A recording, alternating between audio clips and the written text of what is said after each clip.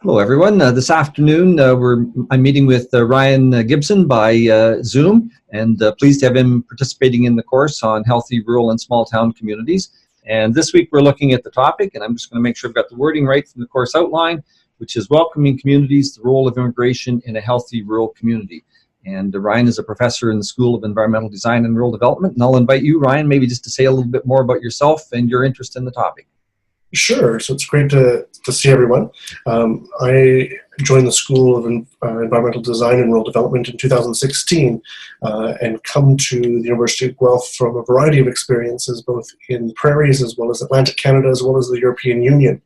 And my interests are largely around community development and community economic development, and these notions of how we can build collaborative, vibrant futures for rural communities under these new changing economic conditions that we have, whether it be globalization or just changes in how the economy works.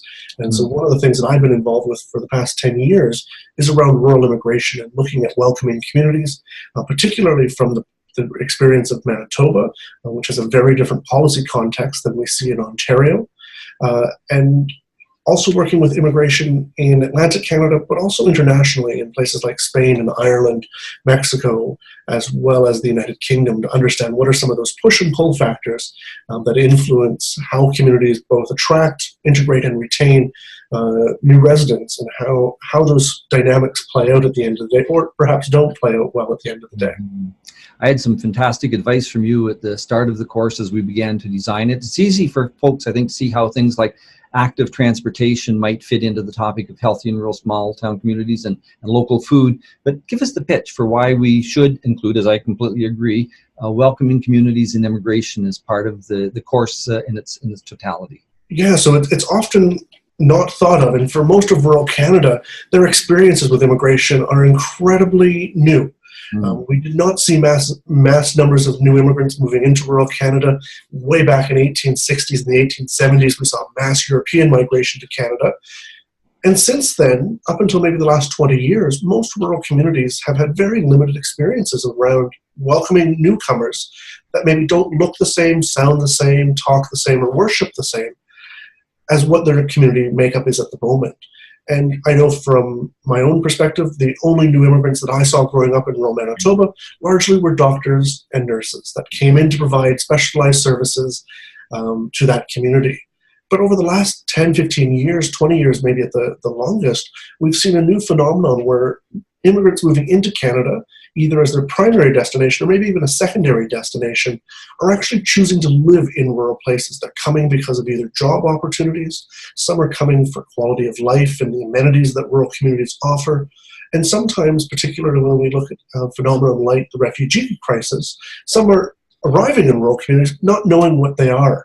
And so from a healthy communities perspective, the ability for newcomers, whether they're recent immigrants, long-term immigrants, or even people that drove and moved 100 kilometers down the road, becomes an incredibly important aspect around planning, because it starts to look at what often maybe is called some of the softer sides of planning around community dynamics, the welcomingness, the safety, the security, recreation, and leisure become absolutely critical to understand why anybody might be attracted to your community and why they might choose to stay. And I think of a community, Wayne, in Manitoba called Brandon, Manitoba, which welcomed about 1,000 new immigrants as workers at an agricultural processing facility. And that community quickly realized that if they didn't find a way to welcome and to actually plan appropriately, that those new immigrants would actually leave within a year or two, which meant that community would constantly have to attract new immigrants to move in. They would have to help reintegrate new immigrants every 18 to 24 months.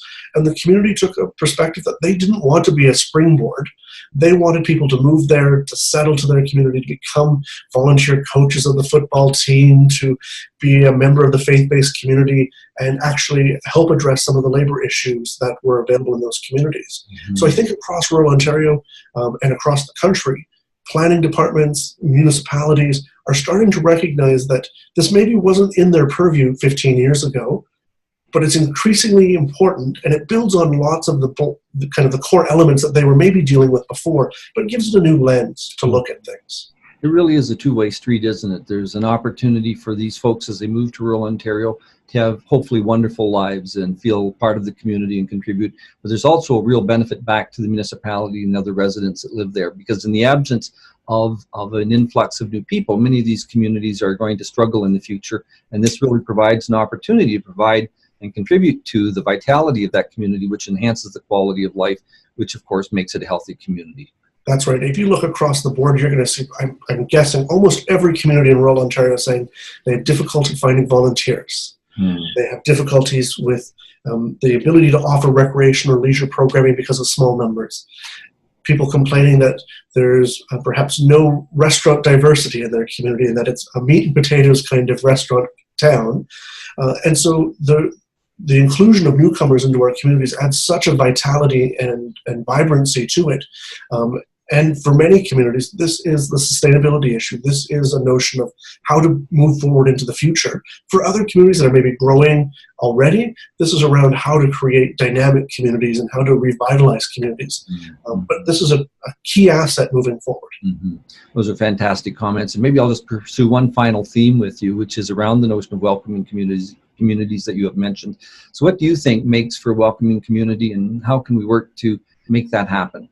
I think at the bottom line, one of the things that I've seen in communities that do it well is communities that don't make an assumption that they already are welcoming, and they constantly check in to find out and to evaluate what they're doing. And I can give you two examples, both from the prairies, that are quite comical now. At the time, they were communities that thought they were doing the best thing in the world to help welcome and integrate newcomers. So going back to Brandon, Manitoba, they were attracting many new immigrants from all around the world. And it happened that in Mauritius, which is a small island in the South Indian Ocean, there were about 24 new immigrants that moved into Brandon, Manitoba in the middle of February. Not exactly the best time to arrive in Brandon at minus 25 degrees for a group of people who left their home country where they probably didn't see a temperature drop below 25 degrees positive. And so to help these people get into the community brought together business owners and the health services and the education system and the nonprofit organizations and the faith-based communities to bring this dialogue group together. And they said, well, wouldn't it be nice if we got them a winter jacket that's a good quality, that are often more expensive than just your generic version that you would find if you have a limited income. And so the community they raised the money and ordered a series of Canada Goose down-filled jackets, beautiful warm jackets, but they bought them all in the color red. And so all of a sudden, these new immigrants who moved into Brandon wanted to be embedded in the community. They didn't want to be different. They didn't want to be unique. They wanted to fit in. We're wearing red, bright red, Canada Goose winter jackets, and everybody in the city knew that they were the new immigrants because they said, oh, there's one, or there's two, and there's three over there. And so all of a sudden, everyone stopped wearing these beautiful jackets because they didn't want to stand out. And it was an example of how a community really was trying to do a really positive initiative, but just missed the mark slightly. And so making sure that you don't assume that what you've always done or what you think is welcoming is actually going to be welcoming at the end of the day.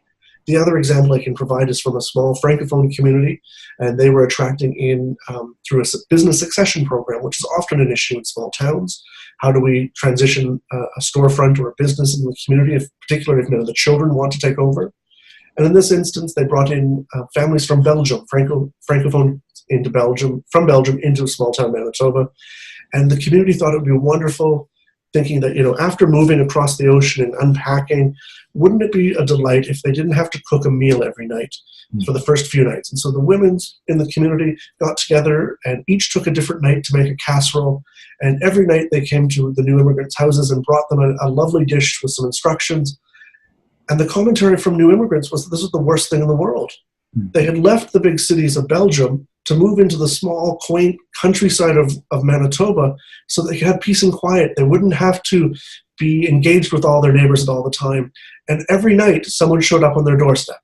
And they felt obliged to invite them in and to have dinner with them and to entertain them. And the last thing they wanted to do was they just wanted to come home after work and do nothing, just sit and talk as a family. But every night for about 2 weeks, this community organized a casserole dish to show up because they thought that would be welcoming. So this notion that we challenge what we think is welcoming, is really, really important, and that we engage those that are being welcomed into the conversation to find out what would be useful from their perspective, what would have been, really helpful to ease their transition. And so this constantly comes back to this big question that I often encourage communities to think about is, whose voice is missing? In the conversations around planning for new immigrants or newcomers, we might involve the municipality, the planners, the economic development folks, the nonprofits, but who else should be at that table? Whose voice are we not hearing? Are we hearing from recreation people? Are we hearing from new immigrants themselves? And we also have to be careful in small towns that we don't think of all new immigrants the same. Mm. Some immigrants come in under the refugee program, some come in under a skilled worker program, and they all have different needs and different desires. And we need to figure that out and make sure that we get those voices around the table that are representative of our community. And we should continually ask that question of whose voice is missing so that we don't exclude anyone. And it's not by malice or ill will, but just by accident. Mm-hmm. So we need to check in and make sure we've got the right people, the right voices, and the right actions. It really does speak to the importance of engaging people, and not only engaging them, but listening and understanding as best as one can, doesn't it? And I think the other advice I give often, Wayne, is that communities shouldn't feel as if they have to get it perfect. Right. They might try something, and if it doesn't work, make sure you learn from it and revise before doing it again. Mm-hmm. And so don't wait to figure out the perfect system, because it's incredibly difficult to build and it may not even exist. Get it done. Start something, reflect on how it's working, and don't be afraid to change it or try something different at the end of the day. And this is sometimes difficult for some of the partners around the table because they embrace the structuredness and they like to do things the same way every time. But change is good. Change is healthy, but it's a bit sometimes uncomfortable. So people should be well aware that some of these conversations are a bit challenging. And largely it's because there's just a lack of experience, a lack of exposure.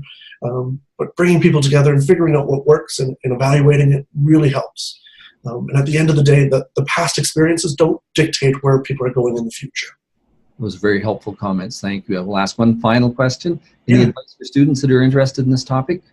Oh, so if students are interested in this topic, it's an exciting field. It's dynamic. It's ever-changing. I was recently at the Western Wardens Caucus, and this was a topic of conversation for every municipality in Southern Ontario at the moment. Many are either doing something or others are thinking they now need to do something on this topic area. Many are a bit concerned and a bit lost because they're not sure where to start.